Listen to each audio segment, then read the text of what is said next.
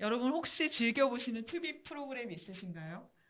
저는 가끔 벌거벗은 세계사를 보는데요. 한 달 전쯤에 방영된 주제였던 것 같습니다. 제목이 히틀러와 홀로코스트였는데요. 히틀러가 어떻게 그 짧은 시간에 600만 명이나 되는 유대인들을 학살할 수 있었는지를 다루는 내용이었습니다. 자, 600만 명이면요. 지금 서울시 인구의 절반에 해당하는 어마어마한 숫자이거든요. 사실 유대인들은 나라가 있었던 게 아니잖아요. 이렇게 모여 살지 않았단 말이에요. 디아스포라로 다 흩어져서요. 유대인의 정체성은 가지고 있었지만 각각의 나라의 국민과 시민으로 살았단 말이에요. 그렇게 전 세계에 흩어진 유대인들을 일일이 찾아내고 한 곳에 모아서 학살한다는 것은 사실상 불가능한 일이었다고 합니다. 그런데도 대규모 학살이 가능했던 배경에는요, 히틀러의 야망적인 명령을 실행에 옮긴 정교하고도 조직적인 국가 시스템이 있었기 때문이라고 합니다. 이 프로그램에서는요, 그 조직을 약 5개의 부류로 설명했거든요. 그리고 그 첫 번째 조직은요, 충격적이게도 종교계입니다. 당시 유럽에서는요, 예수를 죽인 민족이라는 반유대주의가 굉장히 강하게 있었다고 해요. 히틀러는 이 심리를 교묘하게 이용해서요, 유대인 청소가 마치 신의 임무인 것처럼, 십자군 전쟁인 것처럼, 성도가 마땅히 해야 될 일인 것처럼 선전했던 거예요. 물론 우리가 잘 알고 있는 보네퍼 목사님 같은 분들은 저항하셨죠. 하지만 이런 반대자들은요, 감옥에 가두거나 교회에서 퇴출시키거나 또 신학교 교수직을 박탈하는 어려움을 주었던 거예요. 그러니까 많은 목회자들이요, 히틀러에 동조함으로써 자기의 직을 수행했고요, 성도들에게 이 일을 아름답게 선전할 수 있었던 거죠.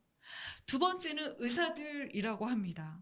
이 의사들은요, 발전된 의학을 위해서는 생체 실험이 불가능하다고 여겼어요.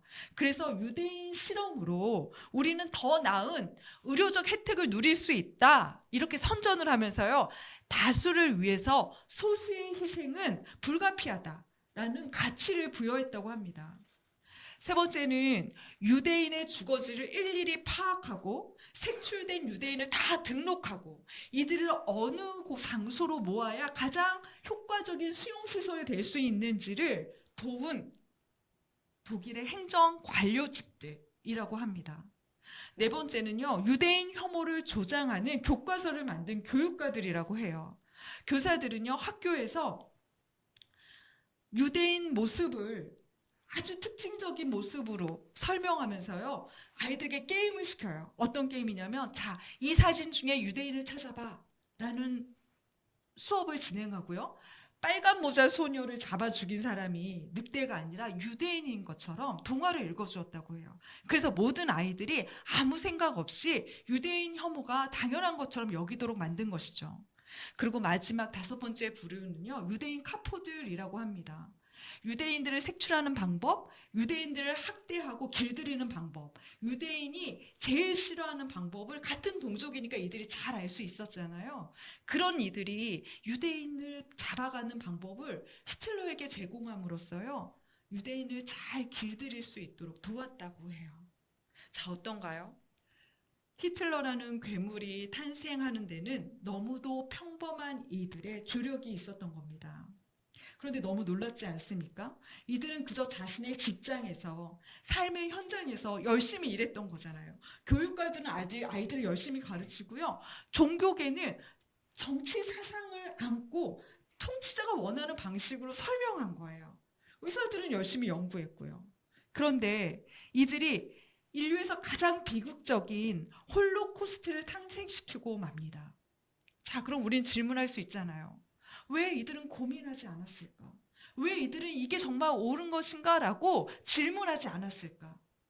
그렇게 물을 수 있는데요, 이들이 그대로 그 히틀러의 정책을 따를 수 있었던 건 모두 자신이 원하는 대가가 있었기 때문입니다. 동조하는 종교인들에게는요, 굉장히 좋은 교회를 선물해 주었고요, 교수직이라는 안정된 직업도 주었습니다. 그리고 사례도 충분히 넉넉히 주었다고 해요. 유대인 카포들에게는요, 좀 더 나은 음식과 옷을 제공했다고 합니다. 행정 관료들, 교사들, 의사들에게도 승진과 더 많은 기회를 주었다고 해요. 그렇기 때문에요, 이들은 결코 무죄일 수 없습니다. 그들이 사고하고 이 일을 제기하지 않은 이유는 결국 안전하고 싶은 자신의 욕망과 연결되어 있기 때문입니다. 내가 받는 대가가 있기 때문에요, 사고하는 것을 멈춘 거예요. 그래서 신학자 월터 브루그만은 이렇게 말했습니다. 제국적 질서는 하나님을 대신하는 권력을 생성한다. 그러므로 그리스도인은 이에 저항해야 한다. 무슨 뜻인가요? 권력자들은요, 대중의 욕구를 정확히 알고요, 마치 신처럼, 하나님처럼 그들의 욕망을 채워준다는 거예요. 그리고 대중은요, 이 요구를 수용하면서 이 안정감을 가지면서 대신 권력자가 원하는 방향으로 움직여준다는 것입니다. 그래서 하나님을 따르는 그리스도인이라면 이 욕망을 이겨내고 저항해야 한다고 월터 브루그만은 말하고 있는 것이죠. 사실 이런 권력의 악한 폐해는요, 오늘 본문 말씀 바벨탑 사건에서도 볼 수 있습니다. 우리 2절 말씀을 보면요, 사람들이 동쪽으로 움직인다, 신할평지에 이르렀다 라고 나오는데요, 성경에서 동쪽은요, 하나님을 떠나는 방향을 의미합니다. 우리 창세기 3장 24절을 보면요, 아담과 하와가 실락을 한 다음에 그 다음에 움직인 방향이요, 동쪽 방향이에요. 또 창세기 4장 16절에서는요, 가인이 아벨을 죽이고 움직인 곳이 동쪽 방향입니다. 그러니까 지금 본문 속 사람들이 동쪽으로 움직였다는 것은요, 그들이 하나님을 떠나는 방향으로 계속 삶의 지경을 넓혀가고 있다는 거예요. 자, 여러분 보십시오. 하나님이 이 세상을 창조하시면서 꾸셨던 꿈이 있지 않겠습니까? 우리 새해를 맞이하면서도 생각하는 새로운 계획이 있잖아요. 그런데 하나님이 이 세상을 만드시면서 당연히 꿈을 꾸시지 않았습니까? 그렇게 새로운 하나님의 계획이 있었을 텐데요, 그게 뭐냐면요, 온 세상의 피조물들이 같이 잘 사는 겁니다. 그걸 어떻게 아냐고요? 하나님이 정한 단 하나의 규칙, 선악과 먹지마 라는 이 규칙을 깼을 때예요, 그 깼을 때의 세상을 보면 알 수 있어요. 인간이 선악과를 먹으면서 달라진 세상은 어떤 세상인가요? 바로 관계가 깨어진 세상입니다. 여러분 보세요. 선악과를 먹고 나서요, 하와는 뱀을 미워해요. 아담은 하와를 미워해요. 또 하와를 내게 준 하나님을 미워해요. 이게 다 무엇인가요? 선악의 기준이 내 안에 생기면서 나는 옳고 쟤는 틀려, 내가 이 모양이 된 건 다 너 때문이야, 하나님 때문이야 라고 말하는 거예요. 자, 그러니까요, 금지된 선악과를 먹으면서요, 단적으로 달라진 세상의 모습은 내가 옳고 넌 틀려 말하는 겁니다. 그리고 동물에게 이름을 지어줬던 아담이요, 이제 동물을 싫어해요. 동물과 인간의 관계가 깨어지고요, 인간과 인간의 관계가 깨어지고요, 인간과 하나님의 관계가 깨어집니다. 공존할 수 없게 되는 거예요. 관계가 모두 깨어진 거예요. 가인은 자신의 제사를 받지 않는 하나님을 미워합니다.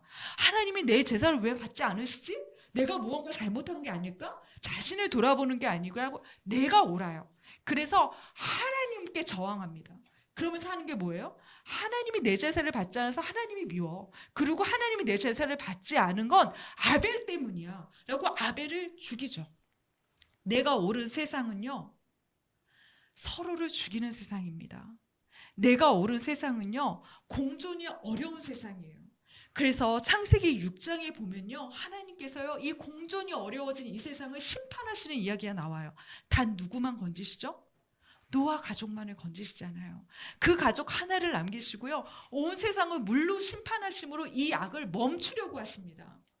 그리고 노아 가족이 살아났을 때요, 하나님은 9장 1절과 9장 7절에 언약을 맺으세요. 어떤 언약이냐면요, 내가 다시는 물로 심판하지 않을 거야.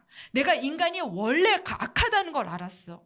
이제 너희 가족을 통해서 내가 다시 시작할게.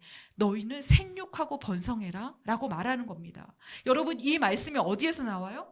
창세기 1장에서 나오잖아요. 하나님이 모든 세상을 창조하시고 생육하고 번성하라는 이 약속을요, 실패하시고 나서 다시 노아 가족에게 주심으로 다시 하나님의 약속을 실현하기를 원하시는 겁니다. 그렇게 노아 가족을 통해서요, 하나님은 다시 한번 하나님 나라 꿈을 꾸는데요. 이게 바로 단 2장만 지났을 뿐인데 9장의 그 선포가 끝난 지 단 2장이 지난 창세기 11장에서요. 또 사람들이 하나님을 떠나는 겁니다.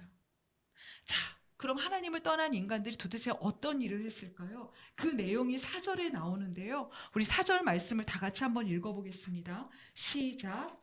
또 말하되 자 성읍과 탑을 건설하여 그 탑 꼭대기를 하늘에 닿게 하여 우리 이름을 내고 온 지면에 흩어짐을 면하자 하였더니, 높은 탑을 건설하고 그 탑을 중심으로 도시를 만들자, 그리고 우리 이름을 내자라고 말하는 겁니다. 우리 흩어지지 말자라고 말하는 거예요. 여러분, 하나님의 창조 명령에는요, 땅에 충만하라, 온 땅에 충만하라는 명령이 있어요. 그러니까 하나님의 이 온 땅에 충만하는 명령을 지키지 않겠다고 말하는 겁니다. 그리고 우리 이름을 내재요. 여러분, 이름은 누가 주시는 거예요? 하나님이 우리에게 부여하시는 거예요. 이름은 정체성입니다. 그런데 그 하나님이 주신 이름 말고요, 우리의 이름으로 살아가자고 말해요.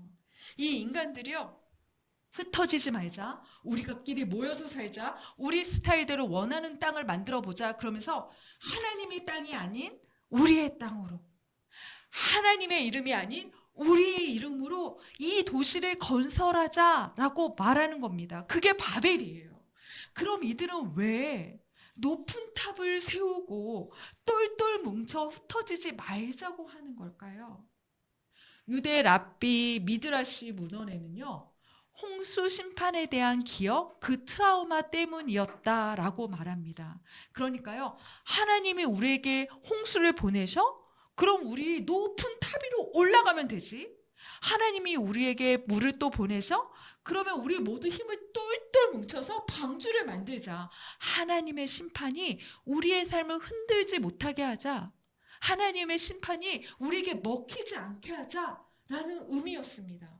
자, 여기서요, 탑을 세워서 하늘에 닿게 하자라는 이 문자를요, 미드라시 본문에서 뭐라고 해석하냐면요, 하늘을 공격하자, 다시는 물이 내려오지 못하게 우리가 하늘을 공격하자라고 해석합니다.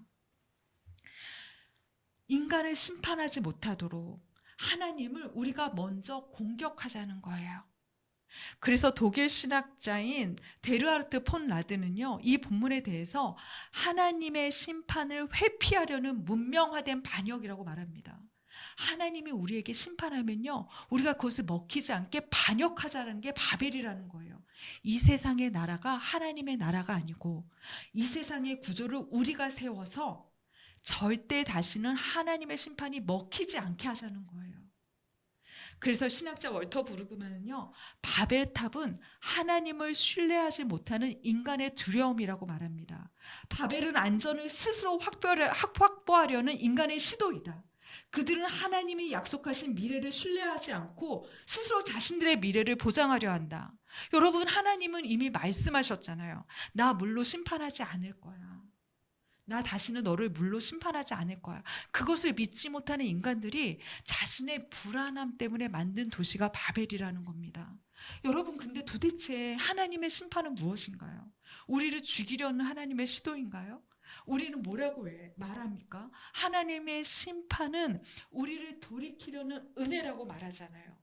아이가 잘못했을 때 그 잘못을 그저 방임하는 것이 아니라 그러면 안 돼, 다시는 그러면 안 돼 라고 말하면서 이 아이를 성숙한 존재로 세워서요, 여러 존재들과 함께 살 수 있는 공존하는 인간으로 만드는 게 하나님의 심판이잖아요. 그래서 심판이 곧 은혜라고 우리는 고백하지 않습니까?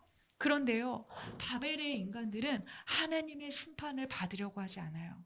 하나님의 심판을 자신을 돌이키는 도구가 아니라 그 심판을 먹히지 않도록 자기를 세우는 그런 문명을 만들자고 말하는 겁니다. 여러분, 이들은 노아의 후손입니다. 하나님이 세상을 다시 시작하고 싶어서요 선택하신 유일한 가정이에요. 그런데도 이들은 타락합니다. 하나님의 언약을 마음에 두지 않아요. 자, 그럼 이들이 어떻게 사람을 모았을까요? 똘똘 뭉쳐야 되잖아요. 여러분, 이 도시에 함께 살아요. 이 도시에 살면 신도 우리를 건드리지 못할 만큼 힘이 생깁니다. 우리는 모두 강해집니다. 우리 하늘까지 높아질 수 있도록 우리 한번 힘을 모아봅시다. 하나님 없이도 잘 사는 세상, 하나님의 심판이 먹히지 않는 세상을 만들자는 거예요. 자, 이 모습을 보면 하나님 어떠셨을까요? 그냥 심판하시면 되잖아요. 이미 뭉쳐 있는데 걔네들만 싹 걷어내시면 되잖아요. 그런데 이 악한 꾀를 도모하며 모아있는 사람들을 한 번에 하나님은 없애시지 않고요. 하나님이요 직접 내려오십니다. 내려오셔서요 이 사람들이 무엇을 하는지 자세히 면밀히 들여다보신다는 거예요. 뭐예요? 저는 이 본문을 읽으면서요 홍수 심판에 대한 트라우마는 하나님께 있지 않았을까라는 생각이 듭니다. 우리 5절 말씀을 보면요 하나님이 이들을 어떻게든 심판하지 않으시려고 내려와요. 마치 그래 너희들이 만드는 세상 어떤지 내가 좀 보자. 그 세상이 너에게 더 아름다운지 내가 좀 봐야겠다 라고 하나님이 내려오시는 것 같아요. 그러면 하나님이 보신 세상은 어땠을까요? 사람들이요 진흙을 이겨서 벽돌을 만듭니다. 그 다음에 역청으로 바르는 거예요. 이전에는 탑을 쌓을 때요 그냥 자연석을 들어다가 놨거든요. 그런데 높게 지으려고 하니까 계량을 통일하는 겁니다. 이 계량을 통해서 벽돌을 동일한 규격으로 만들어서 높이 쌓겠다는 거예요. 그럼 여러분 뭐가 필요한가요? 더 많은 노동력이 필요하잖아요. 사람들이 따닥따닥 붙어서 그 일을 하는 거예요. 많은 이들이요 그 바벨탑 안에서 동일한 패턴으로 동일한 모양의 일을 계속 반복적으로 살아가고 있는 거예요. 인간 자체가 그냥 동일한 벽돌이 되어가는 게 바벨입니다. 인간이 그저 노동력으로밖에 판단되지 않는 게 그들 각자의 가치가 훼손되는 게 바벨이에요. 자, 여기서 한어를 쓴다는 건요 다 말이 통한다는 것 이잖아요. 그래서 이거는 동일한 언어를 넘어서요 한 가지 생각으로 한 가지 목표를 향해 나아간다는 거예요. 공산주의자처럼 히틀러처럼 다양한 생각을 배제하고요 동일한 일과 동일한 생각을 한다는 겁니다. 한 가지 목표를 위해 한 가지 생각만 하도록 한 가지 행동만 하게 만든다는 거예요. 사람들이 많이 모인 자리엔 여러분 권력이 생기잖아요. 제일 위에 있는 권력층이 이렇게 말합니다. 자, 더 열심히 일해. 더 열심히 일하면서 시간을 아껴야지. 그래야 빨리 우리가 멋진 탑을 낼 거 아니야 라고 명령해요. 그럼 그 아래 계급은요 자기의 아래 계급에게 이렇게 말하는 겁니다. 너 내가 보니까 벽돌 쌓는 것보다 역청 바르는 일을 잘하네. 너 이제부터 벽돌 쌓지 말고 역청 바르는 일을 해. 그게 더 효율적이야. 그럼 그 사람이 이렇게 말하는 거예요. 제가 역청 바르는 걸 더 잘하긴 하는데요. 전 벽돌 쌓는 걸 좋아해요. 제가 벽돌 쌓는 일을 하게 해주세요. 제가 좋아하는 일을 하고 싶어요. 이렇게 말할 수 있지 않겠습니까? 그러면 그 위에 있는 계급이 말하는 거예요. 안 돼. 비효율적이야. 네가 원하는 걸 하는 게 아니라 조직이 원하는 걸 해야지. 그래야 더 빨리 탑을 쌓고 이 도시를 더 멋지게 만들어 브랜드화 할 거 아니야. 그게 내 임무야. 내가 시키는 대로 해. 그러면 이 사람은 다시 한번 자기의 일을 하고 싶다고 말하지 않겠습니까? 조금 더디더라도 자신을 기다려달라고 요청하겠죠. 그럼 이제 이렇게 위협하는 겁니다. 시키는 대로 하지 않으면 넌 이 멋진 탑에 살 수 없어. 이 멋진 도시에 살 수 없을 거야. 그럼 넌 쫓겨나서 약해지겠지? 그러다 홍수 심판이 나면 넌 둥둥 떠내려가게 될 거야. 그럼 사람들은 그런 널 보면서 실패했다고, 망했다고 말할 거야. 그렇게 비웃음 받고 싶어? 너 그러려면 그렇게 하고. 그러면 그 벽돌공은 그게 너무 두려워서요. 할 수 없이 역청 바르는 일을 하게 될 겁니다. 자, 하나님이 이 모습을 보지 않았을까요? 한 사람 한 사람의 독특성은 그저 사라지고요. 공동의 목표를 위해서 획일화된 삶을 살아가는 겁니다. 하고 싶은 일보다요, 해야 할 일만 하고 사는 거예요. 한 개인이 자신의 가치를 잃어버린 채 오직 권력의 목표를 위해서, 그것을 위해서만 살아가고 있는 겁니다. 생육하고 번성해 온 땅에 충만해라 라는 하나님의 창조 명령은 사라지고요, 오직 안정과 생존이라는 미명하에 조종당하고 희생당하는 겁니다. 안전과 생존이 하나님께 있는 게 아니라 마치 바벨에 있는 것처럼, 마치 권력자에게 있는 것처럼 그들을 위협하고 조정하는 거예요. 이게 인간의 세상 바벨탑의 가치입니다. 그래서 7절과 8절 말씀을 보면요, 하나님이 이들의 언어를 흩으세요. 다양한 가치와 재능대로 흩어져 원하는 삶을 살게 하는 거예요. 탑을 쌓느라 세상이 얼마나 아름다운지 모르는 자들에게 다양하고 원하는 삶을 살도록, 실수라도 괜찮으니까 그 가치를 부여한 삶을 살도록 하나님이 각자 생각할 수 있는 각자의 언어를 주시는 겁니다. 그래서 한 신학자는요, 하나님이 바벨탑을 무너뜨린 사건은 하나의 언어를 통해 인간을 통제하려는 권력자의 욕구를 해체시키는 사건이었다 말합니다. 하나의 목표를 위해 인간을 통제하려는 권력자의 욕구를 해체시키는 사건이요. 자, 우리의 삶을 한번 돌아볼까요? 우리가 지금 사는 세상은 꼭 바벨이 원하는 세상 같지 않습니까? 바벨의 언어만 쓰고 있는 것 같지 않나요? 흩어지지 마. 우리 이름을 내야지. 너희 여기서 벗어나면 도태되는 거야. 실패하는 거야. 그러니까 내가 시키는 대로 해야지. 이 모든 것이요, 결국 하나님 없이도 잘 사는 삶, 하나님의 심판에도 흔들리지 않을 만큼 견고한 삶을, 그런 세대를 만들어가고 있는 것만 같습니다. 그런데 여러분 자세히 보세요. 내 이름을 걸고 우리의 이름을 내자고 했던 이들은요, 결국 자신의 이름을 잃어버린 채 살아가는 존재들이 됩니다. 안전하고 행복하게 지내자, 그러기 위해서 이렇게 살아야 한다 얘기했던 이들이요, 매일을 불안하고 불행하게 사는 게 바벨입니다. 결국 참 나를 잃어버린 삶이에요. 하나님은 이런 바벨의 언어를 흩으시면서요, 하나님의 꿈으로 다시 새로운 언어를 사용할 그런 이 시대의 노아의 가족을 찾고 계시고 있습니다. 우리 예수님이 이 바벨의 세상에서 하나님의 언어를 가르쳐 준 분 아닙니까? 하늘에 오르려는 어리석은 사람들을 품으시고요, 그 하늘에서 내려와 주셨습니다. 높아지는 게 아니라요, 낮아져야 행복한 삶, 비워야 가벼운 삶을 보여주셨잖아요. 스스로 자신을 구원하려고 애쓰는 바벨의 삶이 아니라요, 수고하고 무거운 짐을 다 나한테 맡겨, 그리고 내 이름으로 구원받는 삶을 열어주셨잖아요. 그러기 위해서 이 땅에 오신 분이 바로 예수 그리스도입니다. 제가 친하게 교제하는 한 여성 목사님이 계신데요, 이번에 이분이 암수술을 2번이나 하셨어요. 그런데 이 목사님이요, 저랑 통화하면서 이런 이야기를 하시는 거예요. 자신이 어렸을 때 어머니가 기도할 때마다 쓰시는 관용구가 있는데요, 그게 하나님, 우리는 하나님밖에 없습니다 라는 기도였대요. 그 어머니의 기도를 들으면서요, 시골에 살다가 도시로 왔으니 의지할 데 하나 없고 친척 한 명 없으니 저렇게 기도하시나 보다 생각도 하셨고요. 또 한편으로는 왜 저렇게 촌스럽게 맨날 똑같은 문장으로 기도하시나, 이런 생각도 드셨대요. 그런데요, 이번에 이분이 암 수술을 받으러 수술실에 들어가는데 정말 주위에 하나도 없더래요. 그러면서 자기도 모르게 이 기도가 나오더랍니다. 하나님, 제겐 하나님밖에 없습니다.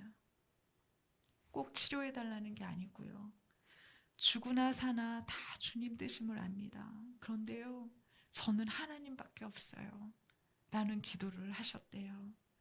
그러면서 이 목사님이 내가 이제 60이 다 돼가는 이때야 이 기도를 내 것으로 삼았네 라고 이야기하셨습니다. 여러분, 이게 바로 바벨에 살면서 하나님의 언어를 사용하는 사람 아닌가요? 돈, 명예, 힘, 대단한 권력, 대단한 인맥, 그 조건들로 어떠한 심판에서도 흔들리지 말자, 말하는 이 세상에서요. 아니, 전 주님밖에 없어요. 주님이 제 돈이고요. 주님이 제 명예이고요. 주님이 제게 가장 좋은 인맥이고요. 주님이 제게 가장 좋은 안정감입니다. 주님밖에 저는 없습니다. 이 마음으로 살아가는 게 하나님을 믿는 우리의 언어, 바벨에 사는 그리스도인의 언어 아니겠습니까? 오늘 우리 한 마음으로요. 기도했으면 좋겠습니다. 그분의 손에 나를 맡기는 것. 하나님, 저는 이 바벨의 문장에 이 하나의 언어에 속지 않겠습니다.